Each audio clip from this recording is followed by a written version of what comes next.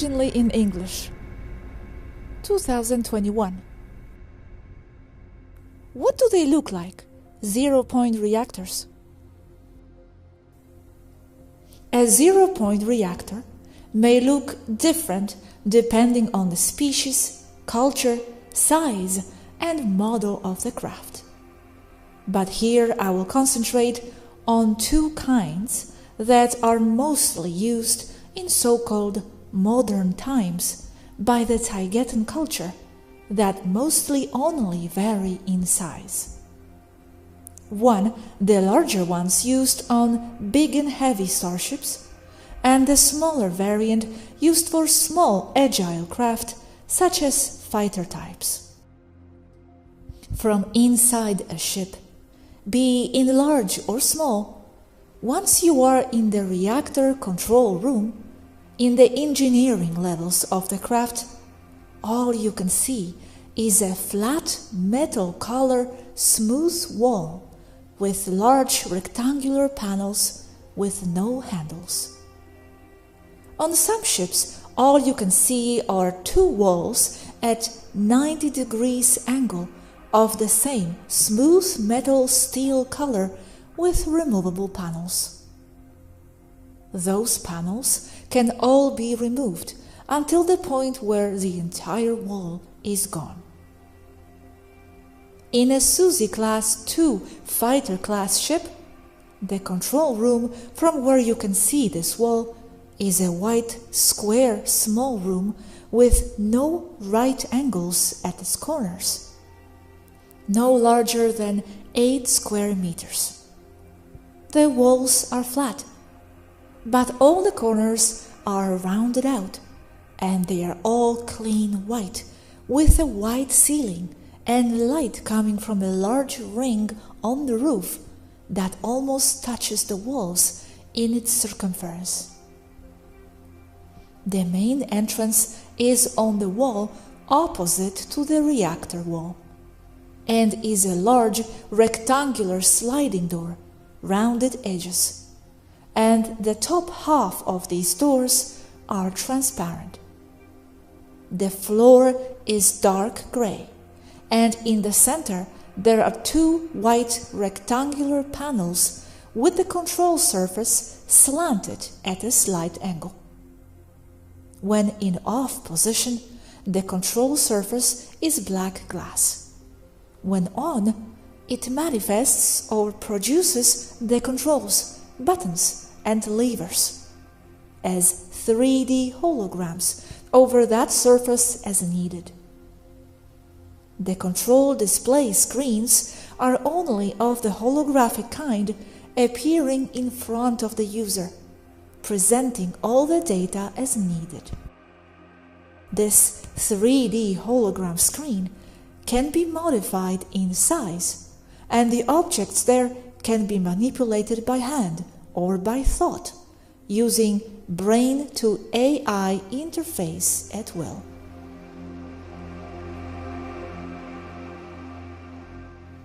The reactor itself, as seen when removing the access panels described above, or as seen before it is installed on a ship, as for example as when it is standing alone in a warehouse, is a large metal sphere.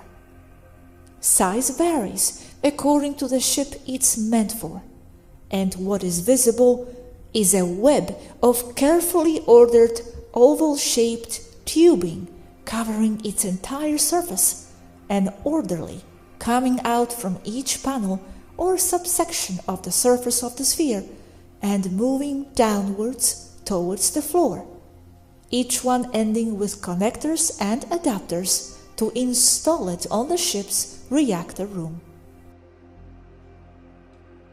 Among this tubing, there is another less visible web of room temperature superconductor cables of small caliber. Both the sphere itself and its oval tubing are steel color. The cables are black with bronze color connectors. The tubing is placed around the sphere in such an ordered manner that it would remind you of solid-state circuitry. When I say oval-shaped tubing, it means that if you cut one of these, the cross-section would be a flat oval in shape and not round. Very close image, but in steel color, not green. Although in this section I will only be describing how a zero-point reactor looks like and not how it works, as that has been described in detail before, I will mention a few things here. The web of oval tubing enveloping the entire reactor sphere is not for one purpose only. It is conduit tubing, that is, multiple functions, and sub-tubing, wires and pathways are contained inside them for many purposes.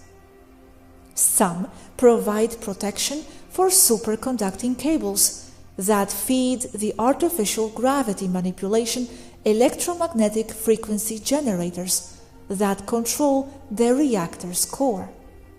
Others are the cables that conduct the electricity generated by the reactor's core to the electric current collectors, for lack of a better word. Others take electricity from the thermoelectric cells on the inner surface of the sphere, also to the collectors, equivalent to perhaps capacitors. Among the thermoelectric cells inside the inner reactor sphere wall, there is also a web or array of tubing set as a spherical heat radiator that covers the entire inner surface. This radiator is filled with coolant fluid and is to cool the reactor, to keep it at the desired inner temperature. This hot fluid is then cooled off using hydrothermic electric units that transform heat into more electricity. Over the special radiator-like cooling system tubing the gravity generators, electromagnetic frequency modulators are installed, and in between them there are thermoelectric panels as well. The core of the reactor, as described before, is a complex 12-stage toroid sphere made of hundreds of thousands of minute sand grain-size Merkaba-shaped synthetic quartz objects floating in a computer-controlled gravitational field that conducts them to move in a 12 toroidal trajectory. This is one toroid inside another, each forming the other, for 12 levels. But to the eye, it basically looks like a glowing, semi-transparent sphere, moving on itself, floating in the center of the reactor sphere. The best image I have to explain this is the following one, and we have had it for years as a note. This is GIF, but in the text it is static. This is the closest image we can get to describe how the inside of a zero-point reactor looks like, complete with the coolant radiator, cooling units, and the square-shaped thermoelectric collectors, and the gravity generators in the background, and the reactor toroidal core sphere in the foreground. This is GIF too. The power output from any zero-point reactor based on crystal Merkaba toroids, therefore giving way to the name crystal core zero-point reactor, is controlled by the electromagnetic gravity generators that are in turn controlled by the ship's AI. And it is achieved by varying the distance between and the density of the artificial quartz Merkabahs, as well as the speed of rotation of the entire toroid, or also varying the speed and relative speed of rotation between each one of the 12 levels that make up the toroid. Basically, the main principle is that when the toroidal sphere is larger, it has less density, therefore less spark gap action between the quartz Merkabahs, therefore reducing the potential output. And when the toroidal sphere is smaller and moving faster in inner and outer rotation, it has more density, therefore generating more spark gap action, for lack of better words, and with it more electricity and more heat and luminosity. The Merkabah-shaped synthetic quartz crystals are made with precise mathematical precision and precise size and proportions. They are made of chemically pure crystal. That's why they must be artificially created, and also have precisely engineered piezoelectric properties. The mathematical base the quartz Merkabahs follow is based on precise 12-base math equations, as described in previous work. Looks like a small zero-point reactor. Image small fusion reactor.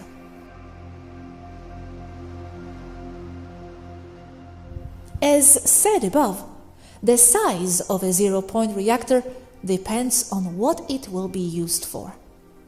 In a large cruiser, like Toleka class, they are near to 10 meters in diameter, and the ship of that mass has 4 of them to feed its large engines and systems.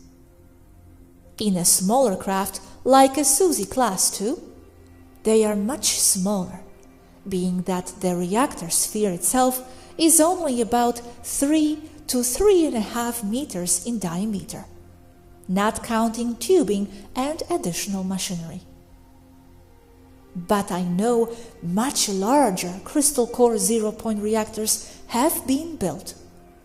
And on the other side of the spectrum, there are zero-point reactors that work with the same principle that can fit inside the palm of your hand. They are used to power small drones, long-range electronic equipment for space travel, and to power weapons such as advanced ACR plasma rifles and smaller ACPs, both capable of a high rate of fire or recuperation time, and with no need to reload, as they never run out of ammunition, among many other uses.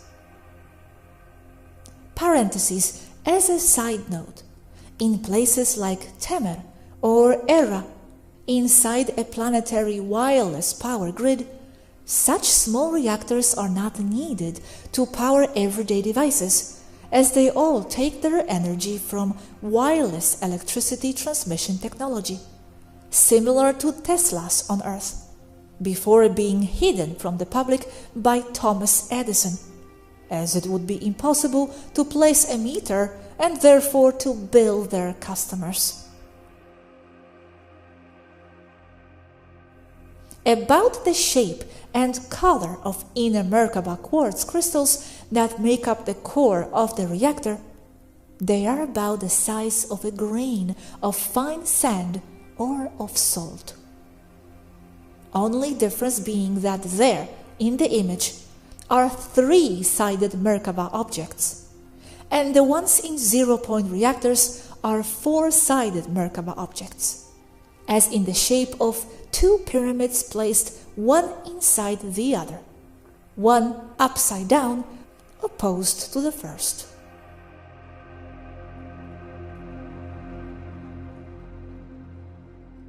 Plasma turbine engines.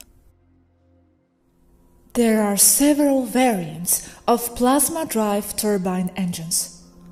I do use the name turbine because it does spin inside, so it is a turbine. Contrary to a jet engine, it has no compressor stages, burners or afterburners. It does not require any kind of fuel or propellant.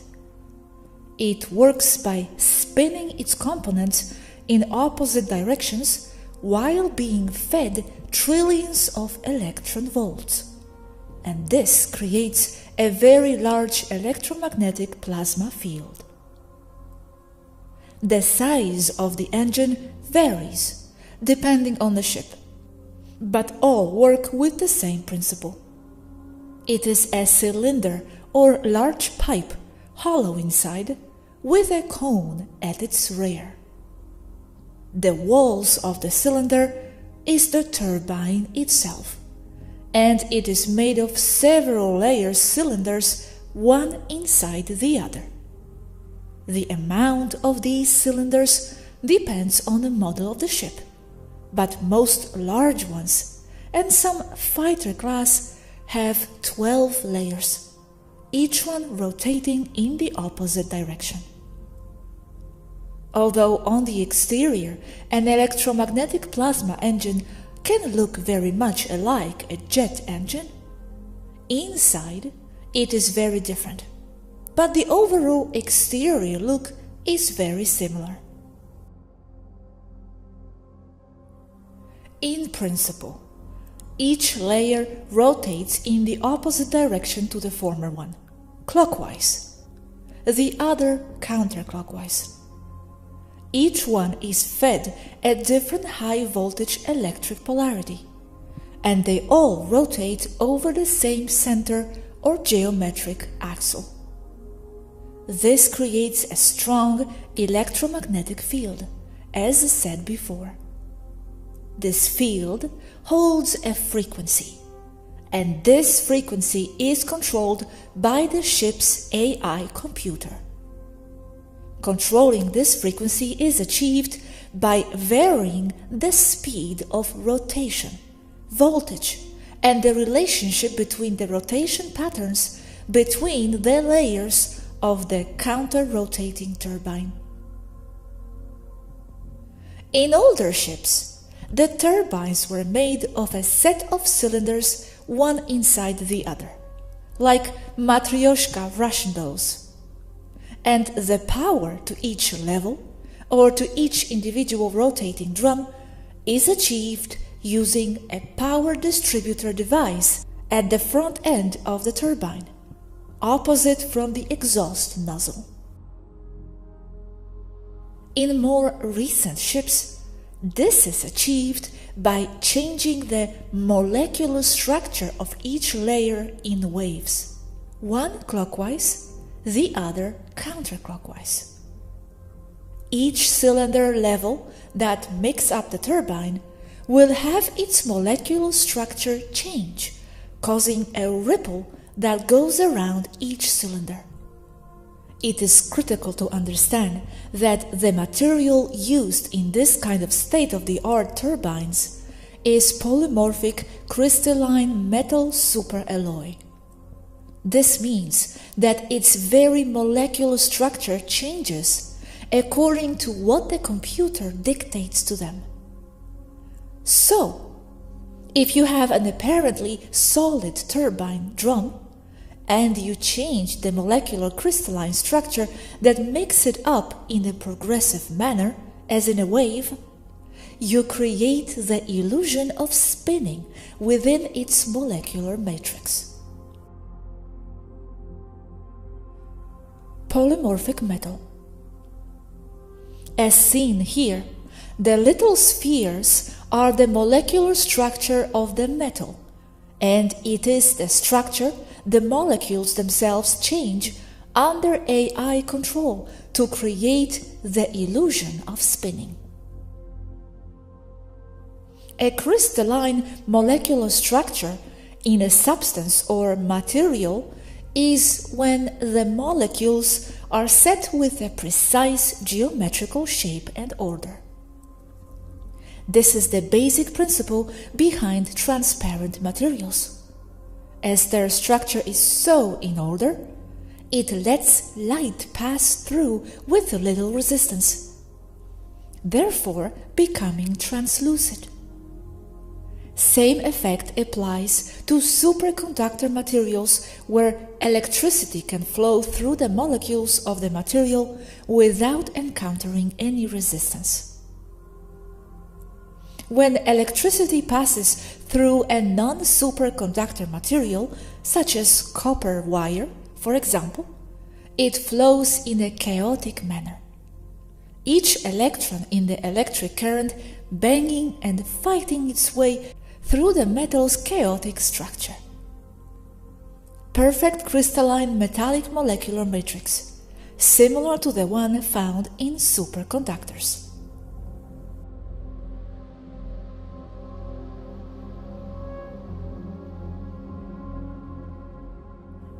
So, going back to the state-of-the-art electromagnetic plasma turbines used for starships. Each drum layer will have its crystalline structure change due to its polymorphic metal properties as controlled by the ship's AI using gravity and frequency management to target specific areas in the turbine structure to change. Polymorphic metals molecules react to frequency and to gravity, forcing them to change their relationship to one another. More on that. This change can be seen in a molecular level as a ripple moving its way around the drum. On each level of the drums that are one inside another, the wave will be moving in one or another direction, causing a spinning effect, even if there are no moving parts. This is the most important difference between old Starship technology and state-of-the-art as used on a SUSI 2 class. No moving parts, and all done with polymorphic metal properties. Plasma turbines in older ships did rotate as a complete turbine, and in counter-rotation according to the levels. The fact that there are no moving parts, but still the molecular effect is that of a turbine, causes this type of engine to be far more reliable than the spinning type, and also permits its frequency output to be far more precise. As the turbine spins molecularly, the AI changes the composition or shape of the crystalline structure of the turbine, altered in density and in shape. With this, the high-voltage electric current flowing through it in a superconductive manner encounters more or less resistance. And this causes its electromagnetic frequency to change as well, therefore changing its frequency relationship with other layers of the entire turbine engine. And the sum of all the interactions between the layers in the engine's interior turbines will result in the total or raw frequency output of the entire engine. By changing the interior frequency relationships between its components, the plasma flow out of the engine nozzle will have a specific frequency. This specific frequency is of a very high energy nature due to the amount of raw electric power that is fed into the engine in the order of several trillion electric volts, or TeV, not giving away specific power readings.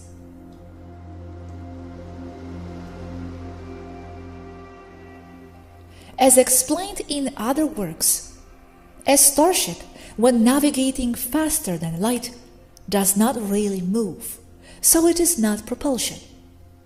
A ship will alter its specific frequency to match the one of the destination, therefore jumping there. This means that space maps must be made using frequency only. This is reading the specific frequency of each place in a grid in space and memorizing it in the AI computer. So, in principle, when a ship must travel from place A to point B, all it needs to do is to change its entire frequency, the frequency of vibration, as in density and dimensions of the entire ship, so it will no longer be compatible with location place A and will be to the desired destination, place or location B. This illustrates why the management of precise frequency outputs of the engines is so important. Also because the engine must emulate or accommodate precise micro-frequency adjustments to compensate for other unknown factors that may disrupt the entire frequency output, causing a probable deviation from its destination, or simply to micro-adjust where and when a ship will arrive to its destination or point B in the example above.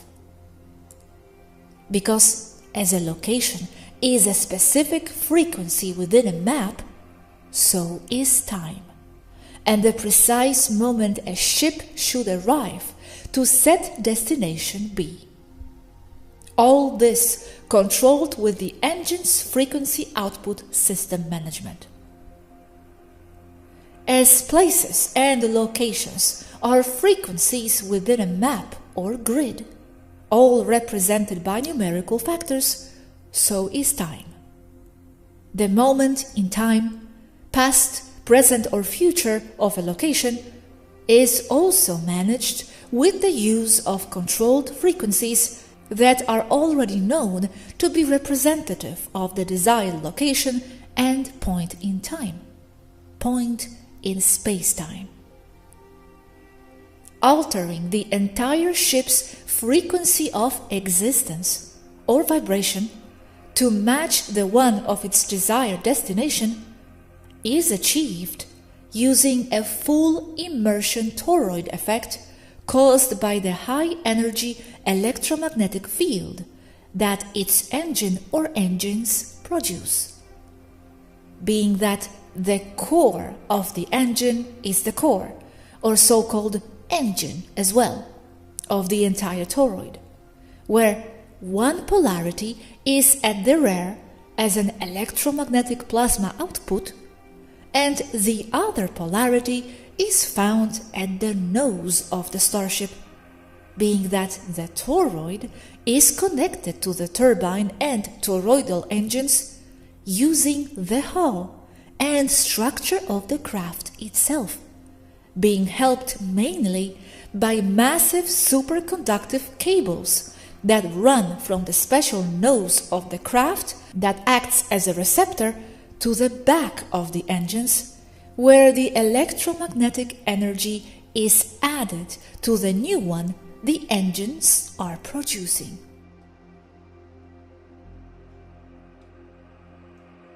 The plasma exhaust of a rotary magnetic engine, or so-called plasma jet, looks deep electric blue to white. However, depending on the output frequency of the engine, which is variable, there can be a change in the color tone. This happens mostly when the spacecraft is inside the atmosphere of a planet. In space, the color change due to the different frequencies exists, but it is very subtle, almost impossible to see.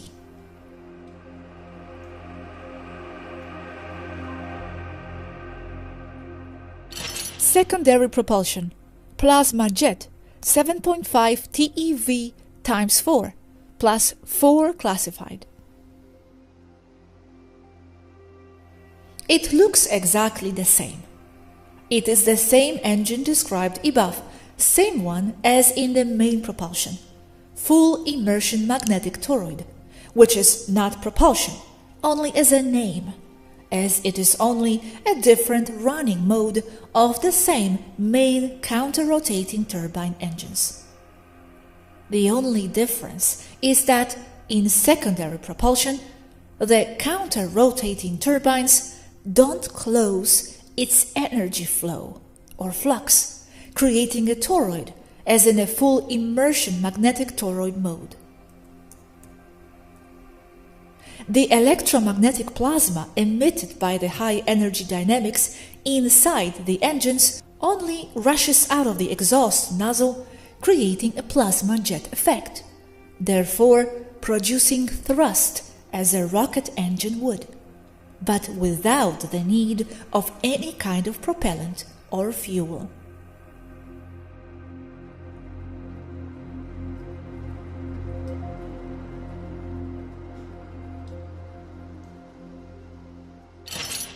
Gravity manipulation engine pod.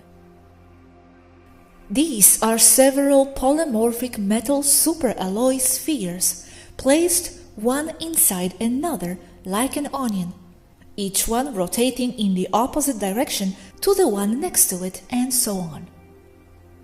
Several layers depending on the size of the gravity engine. As with the main engine turbines, there are no moving parts.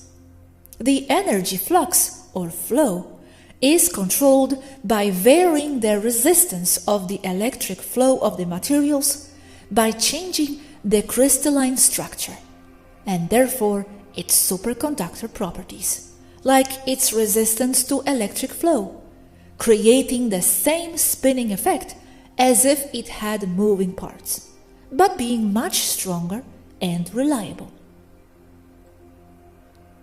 Its general exterior looks are that of a smooth metal ball with some tubing and electrical superconductor cable and connections on its top and bottom, few on the sides, depending on the model. Its diameter depends on the power output needed for each unit, and this depends on the size and use of the ship they will be installed in.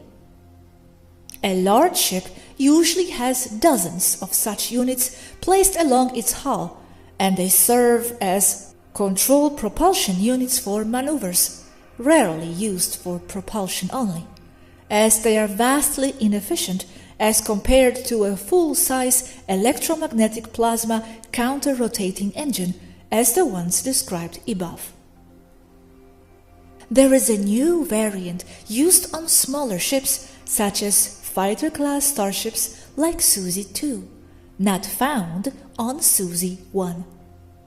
Those are oval-shaped, high-efficient magnetic anti-gravity generators that work with the same basic principle with the added efficiency of being able to generate the same amount of power output in a unit 50% to 60% smaller.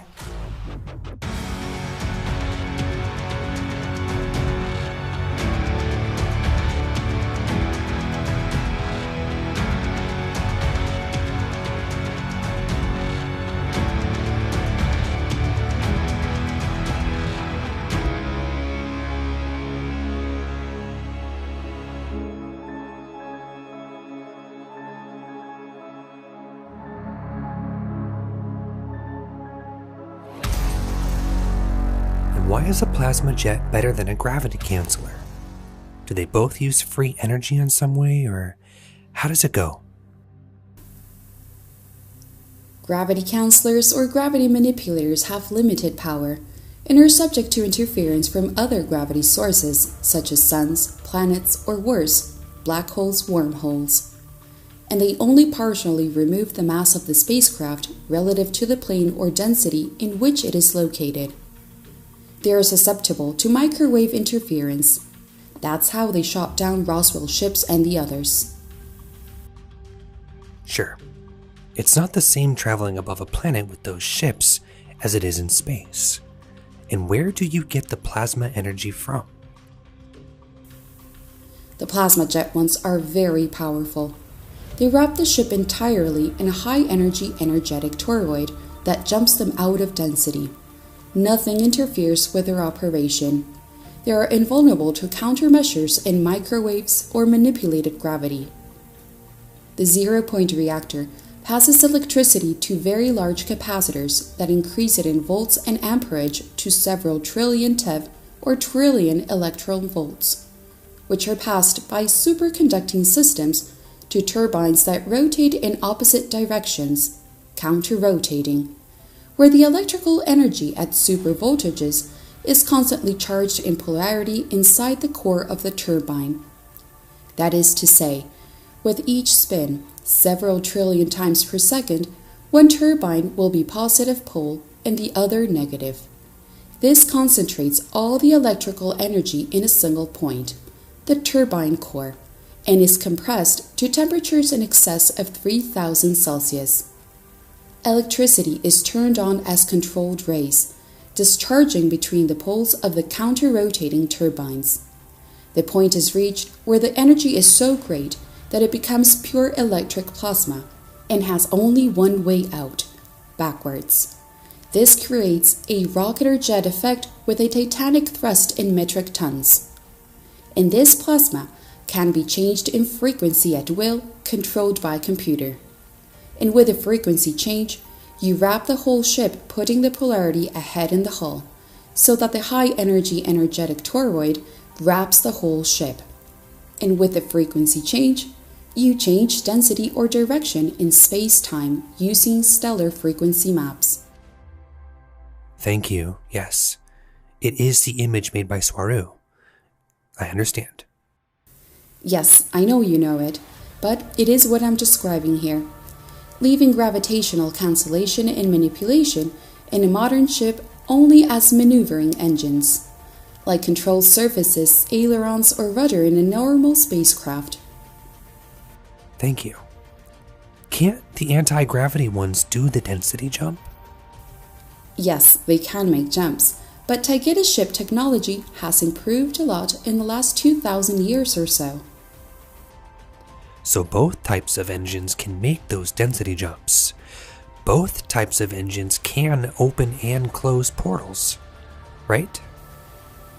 Yes, so can the disks, but they need to have that shape because they're small, low-energy engines, and they're vulnerable to weapons that counteract them.